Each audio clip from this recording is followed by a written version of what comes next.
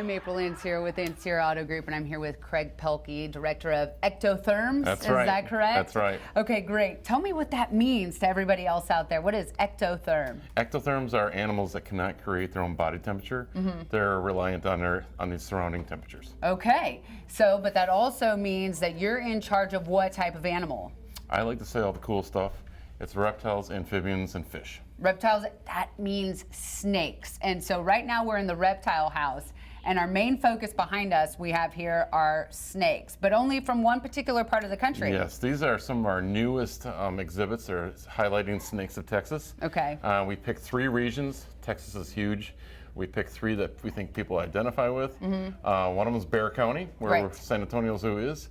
The other ones are the Piney Woods of East Texas, and then the Trans-Pecos area of West Texas. Okay, so what I love about these exhibits in here is that they replicate what you would see outdoors, right? Exactly. So that you wouldn't be surprised if a snake showed up in a certain area because you have the replication right here. So what kind of snakes do you actually have exhibiting in our Texas area? Well, we in the first one, the Trans-Pecos area, we picked a Trans-Pecos rat snake, a Trans-Pecos copperhead, and some gray banded king snakes, which are very, very famous worldwide for West Texas. Right, they're actually really beautiful. I was Yes, just they checking are. out a couple that were gray banded king gorgeous. snakes, but only one of those is venomous. Which one is the venomous one? It's the copperhead. Okay, so you're walking along, you come up to a copperhead, what do?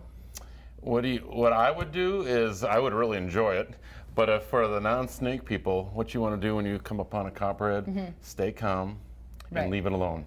The safest snake is the snake you leave alone. Right, we don't want to kill any of these snakes. They're important to our That's ecosystem correct. as That's well, correct. right? That's and if correct. you don't bother it, it won't bother you. That's correct. They want nothing to do with us. Right. They do bite in defense, but that's one of their last resorts. So before we talk about a few more of these, tell me why snakes are important to the ecosystem. Snakes are great. They're part of the balance. They're part of the ecosystem. So a lot of these guys are, say, rodent eaters.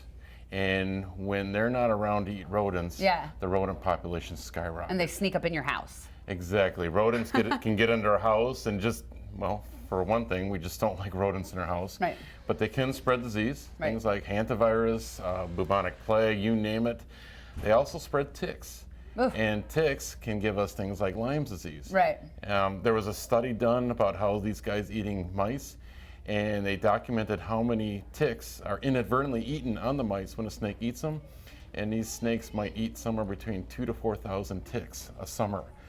Those ticks could carry disease that affect us, so snakes are helping us I out. did not realize that snakes ate ticks. Yeah, they don't do it on purpose, Yeah, but the okay. ticks are on the mice. Right. It's kind of a byproduct, but it's happening all the time in the wild, and it's a beneficial action for us. So are mice the primary source of nutrition for a snake, or do they eat different things in the environment? They eat a lot of different things. In fact, the Trans-Pecos guys here, they eat rodents, they eat birds, they eat lizards. The copperheads are actually famous for actually eating cicadas, those things that get really loud in the summertime. Right, and might sure, we drive us see their nuts. little shells lying around everywhere. Yep, they are big-time predators on cicadas. Oh my gosh. Okay, so what kind of predators would a snake have, considering it's kind of a predator in itself to some degree? They're part of the food chain. They're not the apex. They're in the middle. So some of these snakes, javelinas, coyotes, lots of different birds of prey. Right. Possibly a bear, badgers, A things of that bear? nature. Sure. That's completely unexpected. Yeah, I don't think they want to mess with some of the big rattlesnakes, but some of the smaller stuff, Right. they're very opportunistic. Okay, so speaking of rattlesnake, most people here know what a rattlesnake looks like, but you also have one feature that's rather large right here in the Bear County exhibit. How big is that rattlesnake, and is it as big as it can get? He's about 5 feet long. He's really big. That's not as big as they can get. Okay. But historically, they could get up to about 7 feet long. Oh my gosh. And how old would a 7-footer be? Geez, they're a function of how good of a hunter they are. If they eat a lot, they grow a lot. So this guy here that we have, he's been a long-term captive, and he's still he's in his teens. He's getting close to 20 years old. Okay. So it does take some time. What's the average lifespan of most of these snakes? A lot of rattlesnakes might live into their upper teens, low 20s. Okay. So this guy might be a senior citizen. He's a mature snake for sure. Has that affected his ability to move around? How fast are snakes? Well, rattlesnakes aren't known for their speed. They can do a quick little urgent movement, but whole body movement for a long period of time. They're not marathon runners and they're not sprinters. Okay, well now you have so you can outrun one. I can. You can. Right. Most if people it should was be able side by to. side, but of course Most people should be able to. Not one you catch on surprise. Exactly. And speaking of surprise, that's usually what happens because they're camouflaged if you don't have the warning rattle. That's correct. And I noticed that you have a couple over there that are almost looked stuffed because they're not moving. Is that part of their camouflage? That's part of camouflage. They have excellent colors and patterns that help them in their native habitat. They also are very patient. That patience is great for hunting because they wait for food to come to them. But it's also very good for when something comes along that they want to hide from. Right. Their first line of defense with, say, someone like us, which they want to defend themselves against, is to be cryptic and sit still, and hopefully we pass right by them. Well, that would be what I would hope for if I saw one in the wild, just to pass right by it. Although I do love snakes, but I have a healthy respect for them as well. That's the way to go. Did we miss any of them? I know we had the copperhead, the rattlesnake. Is there another popular one that we might come across?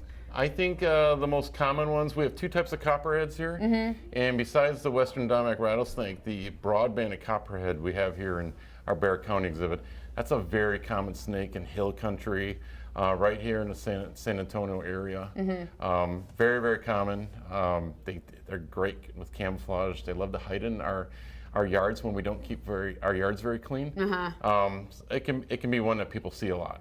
Have you ever been bitten by a snake in here while you've been interacting with your tools? Never by a venomous snake. I like to say it's because I'm really good.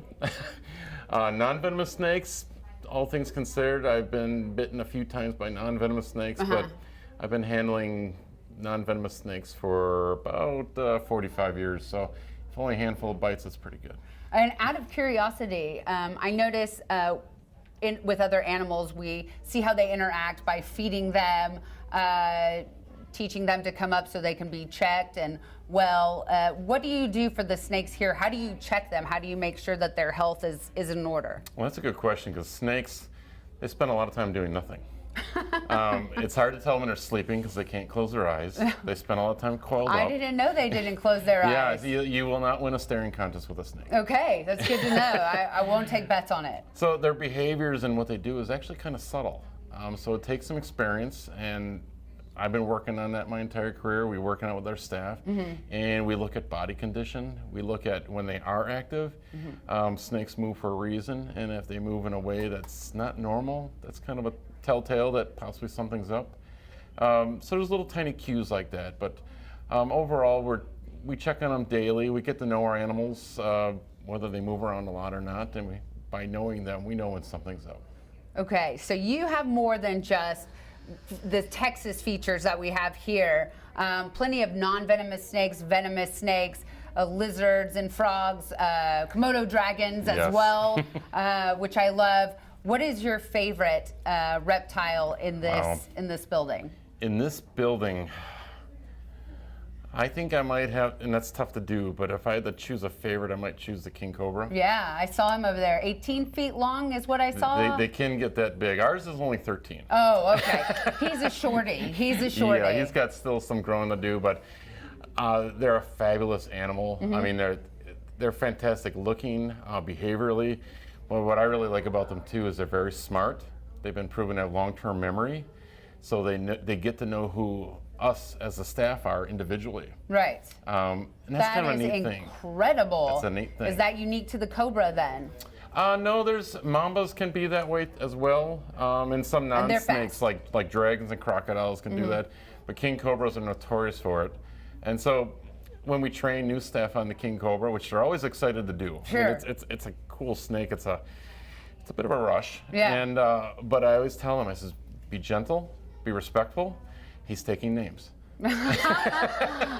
Well, Craig, I could probably spend hours in here with you discussing snakes because I just love them. A completely misunderstood, wonderful animal. So I'm excited to be here in the Reptile House. Thank you so much for taking the time with me today to discuss the Texas snakes and a few others that you have here. Everybody, you have to come check out the Reptile House. They have some really unique animals in here, as well as other amphibians throughout San Antonio Zoo. Thanks for joining us in the Ancira Animal Library.